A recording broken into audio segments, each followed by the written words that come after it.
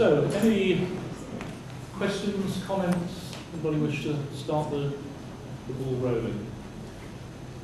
My interest is on the international dimension to this. I work with a colleague too from the British Council, and I wanted two things. Firstly, has there been any attempt to bring in an aspect of learning about people in another context, that's to say in another country, as part of the programmes? And secondly, has there been any international comparison of either the approaches taken or the results achieved? We're not aware of people taking this sort of across-the-piece approach to wellbeing. We haven't come across any other examples. There are interesting pockets. So I know in South Africa, in Durban, there's a big emphasis on wellbeing as a way to sort of leave behind the legacy of apartheid. There are pockets of things going on, and the OECD is very interested in it. So there are things out there. I take the point, but this particular programme, which has been compared, is being compared to outcomes in the United States, and Seligman's just been commissioned by the Australian government to work with a slightly younger group of children in Australia, so it's not exactly like for like around international comparators. Well, I'll just say, I mean, specifically, there are not sort of bits in the programme which are about getting you to think about more from a sort of international perspective about different people in different sort of countries, but it does get young people to think about themselves, and during that process it's also getting them to see how differently they think about things compared to their peers. And of course their people in the school may come from different places, different types of families, different makeup, and so I think it is helping them to think about themselves, but then within their sort of class community, within their school community, within their sort of wider community. So I think those things are probably not sort of on the international level. And the other thing I would say is I think the bit about self-esteem is to me an added extra, because what the programme is doing is helping young people to think accurately about their situation.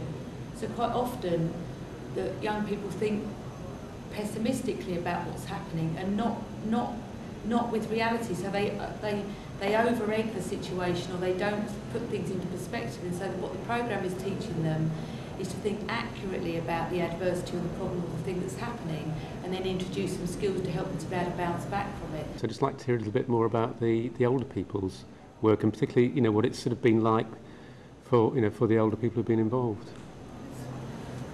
Sorry, my name is Barclay, and I'm actually one of the assistant heads of adult services for South Tyneside Council. I'm actually responsible for the work stream under older people and resilience. And this is Jacky, a colleague of mine who's actually one of the volunteers, so it would be also very useful to hear from her the experiences from people who've actually been part of the project. And within South Tyneside, we've worked with Dr. Chris Williams from Glasgow University, who actually had 8 workbooks that were based on self-help cognitive behaviour therapy that had been used previously with young people between the age of 16 and 25.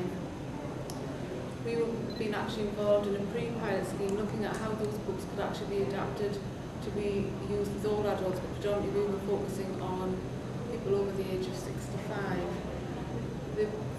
Manchester actually took a group approach. They were actually working with people, with volunteers, with the groups. We looked, as Irene said, it was about self and what was most appropriate for South Tyneside, and we decided to go for telephone support with volunteers.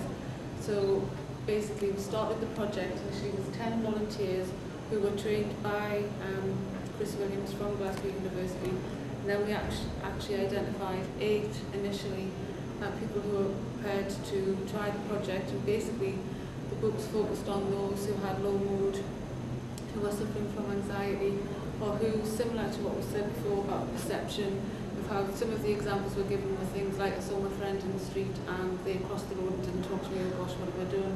And it was putting all of those things into perspective, but it was age-related examples that were used.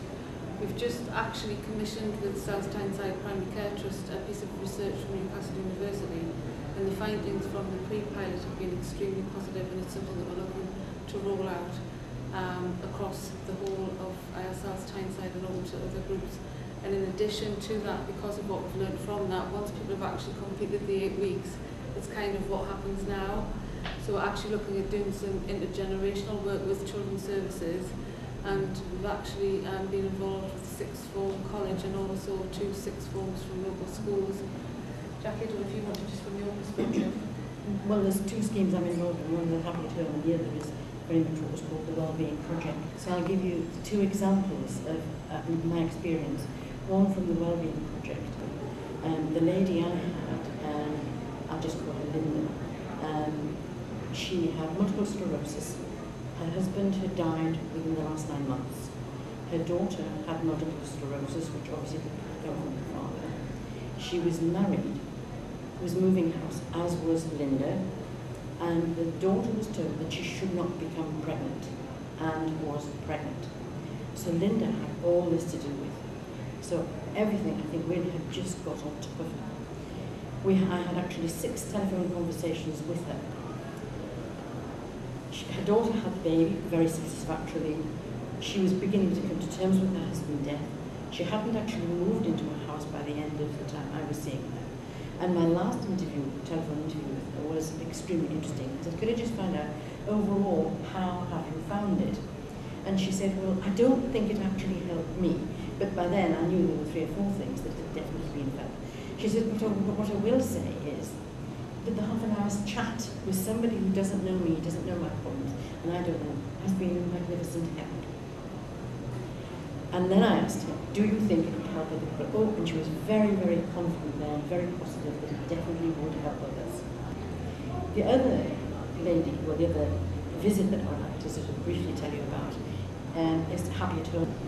Then we got a client who was there with the husband, and what had happened is that the husband had become very, very poorly over a number of years. I think they had been very, very close in a very good marriage. He was dependent on her. She responded to his needs, but at times not irritable because there was nobody else. And when we got there, there was tension, huge tension. You could almost cut the tension. And what had happened is the man had nobody to talk to. She had nobody apart from a GP to express her anxieties, but couldn't get away from it. She felt she should be there helping him, she wanted to be there, but she was bitter because she was tied down. And although we just go 1 hour a week, we have watched over the weeks the bridges build between this husband and wife, and it is almost beautiful. And for all I can tell you, the number of benefits that have been from Happy at Home, none as significant as this couple. Anybody else? It's where we've been for the last few years is trying to get the public service raft to be bigger and to get more people onto the raft and to have services that are sort of better and better. And what is evident, not least because of the recession, but also because of what we now know from research, is that if we get people onto the raft too soon, they stick with public services quite a long period of time, and they lose all the skills that you've been talking about resilience and so on. And that's particularly true for looked after children as much as it is for other people. The great thing about this is that it goes back to finding ways in which communities can take more responsibility for themselves. It's about building community strength and individual strength. And it alters the mindset that we're rescuing people and communities. What we're actually saying is the communities have strengths that we need to build on. And that's why I really like it. In the difficult times that are facing us, I just think it's so important that we shift our behaviour to one of empowering the huge army of people in this country who are prepared to step up to the mark and do those things. So we are passionate about it in South Tyneside, and as you said, I really liked when we did your introduction and said, and we talk unashamedly about happiness, and so do we, and proud of it we are, because in terms of an aspiration, I think for where we want to get to try and create a community of people with happy and fulfilled lives, that would do for me. Excellent. Well, on that summation, let's sort of formally close. My thanks to all of the panel, the main speakers and the others, all of you for coming and sharing your experience with us. Thank you, select number, for joining us.